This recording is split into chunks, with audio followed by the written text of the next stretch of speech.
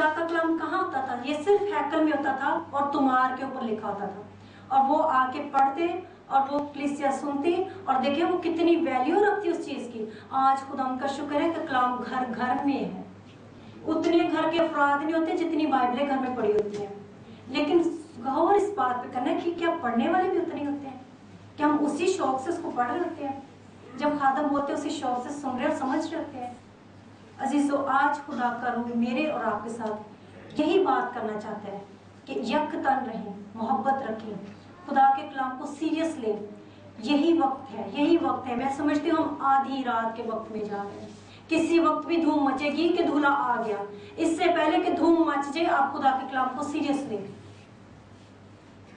फिर हम देखते हैं कि आगे उन्होंने बड़ी खूबसूरत बात, कलाम को सुना, यकतन हुए, लेकिन कुछ उन्होंने फिजिकल डेमोन्स्ट्रेशन करके दिखाई। जहाँ फिजिकल भी कुछ करते हैं, जो अभी हमारे चर्च में कुछ देर पहले गीत गाते हुए हुआ, दुआएं करते हुआ, अभी यहाँ पे कलीसिया ने वैसे भी कुछ किया, हमने भी वैसे कुछ करना है।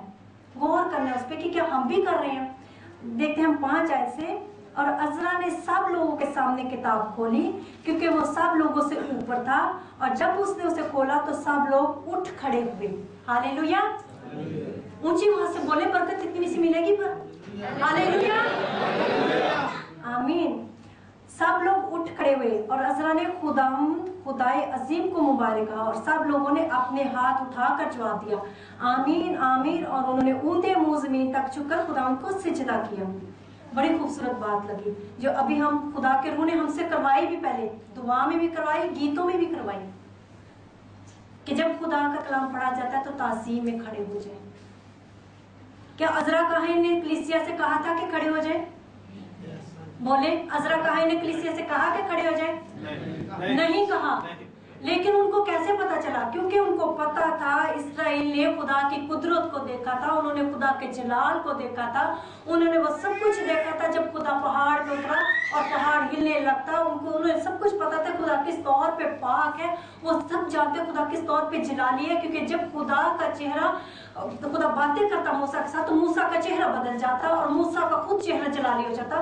वो सब जानते थे वो कुदरत वाला खुदा है। जब वो आ रहे थे मिस्र से निकल के, तो किस तरह से फौजें पीछे थी, आगे दरिया था और दोनों तरफ पहाड़ थे, किस तरह से खुदा ने उनको बचाया। वो खुदा की कुदरत को भी जानते, खुदा की जलालियत को भी जानते, वो खुदा जानते थे कि खुदा किस तौर पे पाक है और हमें किस तौर पे खुदा को इज्जत देनी है। इसीलिए उन्होंने ऐन खुदा के उस इज्जत के मुताबिक, ऐन उस इज्जत के मुताबिक उसको जला दिया, उसको इज्जत दी कि वो खड़े हो गए। जब कलाम जैसे ही खोला गया तो कलाम के लिए खड़े हो गए। कलाम क्या है? कलाम यस्सु है, वो यस्सु की ताज़ीम है। हम आज किसको जलाल देने के लिए आए हैं? यस्सु को जलाल देने के लिए। जब हम ग्रुपबाजी नहीं करते तो किसको जलाल मिलता है? यस्सु को जलाल मिलता है। जब हम मोहब्बत करते हैं तो किसको जलाल मिलता है? यस्सु को, क्योंकि मोहब्बत कौन है? यस्सु है।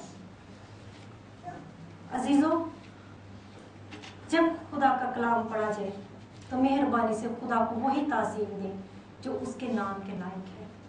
और दाऊद इस बात को बड़ी खूबसूरती से जानता है। वाह, वंडरफुल। मैं जब भी ज़बूर पढ़ती हूँ तो मुझे बहुत बहुत मेरा ईमान भी बढ़ता है और बरकत भी बड़ी मिलती है कि दाऊद इस तौर पे जानता था कि वो क्या कहता है कि पाक राइश के साथ खुदा को सिजदा करो, आओ हम झुके और सिजदा करें। दाऊद कहता है, इतना बड़ा बादशाह, पूरी एक कौम का बादशाह।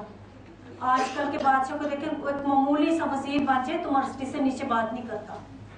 देखिए वो बादशाह वो झुक के सिजदा करने के लिए कह रहा है और वो खुद भी करता था वो बादशाह। इसीलिए वो खुदा का मकबूल इंसान था। इसीलिए खुदा ने उसको ये बरकत दी कि देखिए उसका तख्त आज तक कायम है। ये बरकत किसी को नहीं मिली, ऐन खुदा के दिल के मुताबिक। और फिर दाऊद क्या कहता है, और तेरा नाम लेकर हाथों को उठाया करूंगा। वो ये भी जानता था कि हाथ भी उठाने खुदा को जला देने के लिए।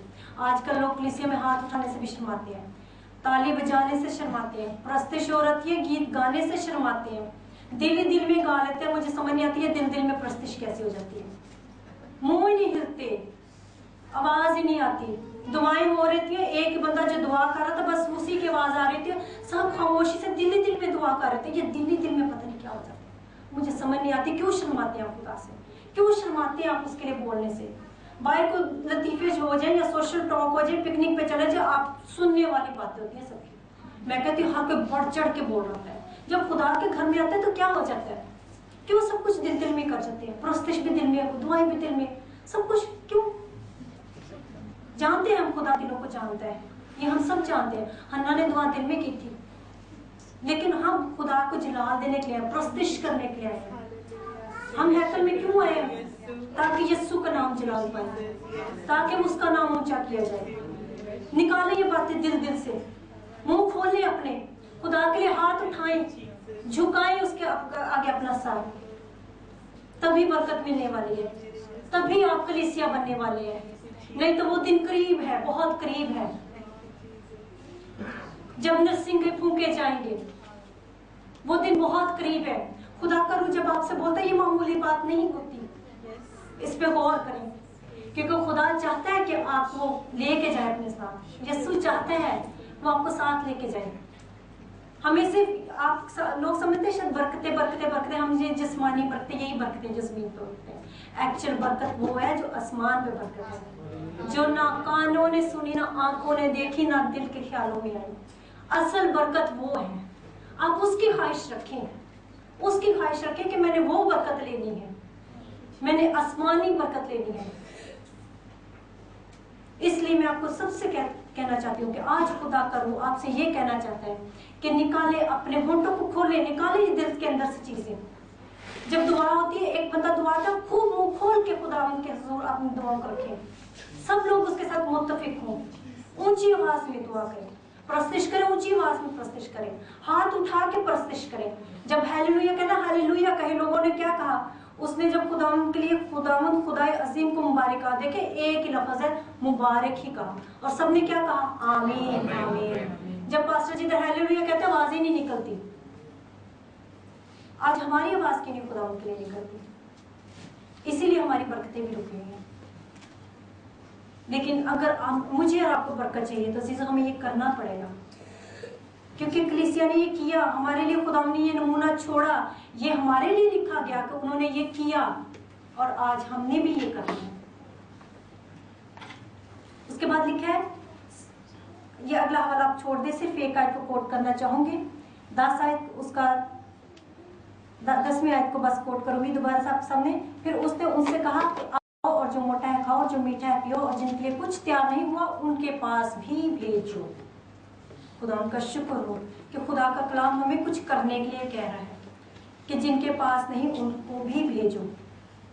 ये पौलुस ने भी कहा, खुदा के बहुत सारे लोगों ने, क्योंकि ये कलाम को जब तफसील से पढ़ते हैं तो ये जो हवाले थे हम सब कुछ कोड नहीं कर सकते, लेकिन बहुत जगह पे हमें वो चीज़ें मिलती हैं। पौलुस ने बड़ी खूबसूरती से कहा, मुकद्दसों के एहतियाज रफा करो। क्या हम करते हैं? क्या जो पड़ोसी के घर में नहीं पड़ा बना, जो जरा थोड़ा वैसे, हम उसके साथ शेयर करते हैं? क्या जब खाना इधर तैयार होता है तो सबकी कोशिश ये नहीं होती कि पहले मैं ले लूं? क्या आज भी वैसा हो रहा है जो खुदा का कलाम करने के लिए कह रहा है? अजीजों, हमने गौर करना है। आज खामोश होने का टाइम नहीं। अगर बरकत लेनी है, अगर आपने खुशी लेनी है, तो आपको कुछ करना पड़ेगा। आज ये सवाल मेरे और आपसे सबके साथ है कि क्या आज हम ये सब कुछ कर रहे हैं जो खुदा का कलाम हमें करने के लिए कह रहा है? खुदा का बंदा दाऊद, खुदा का बंदा साउल, खुदा का पौलुस ये बातों को बहुत खूबसूरती से जानते थे, इसीलिए खुदा ने उनको बरकतें भी बड़ी दी। मैं आपके साथ दावे से कह सकती हूँ कि अगर हम इन चीज़ों को करेंगे तो यकीनन हमें भी बरकत मिलने वाली है। कौन कौन चाहता है कि उसको बरकत मिले? हालेलुया। क्या आपको बरकत मिली? यकीनन मिली, लेकिन मैं आपको इस चीज से कहती हूँ कि सिर्फ सुनने से नहीं बरकत मिलेगी, आपको ये करना पड़ेगा। आपको ये करना पड़ेगा।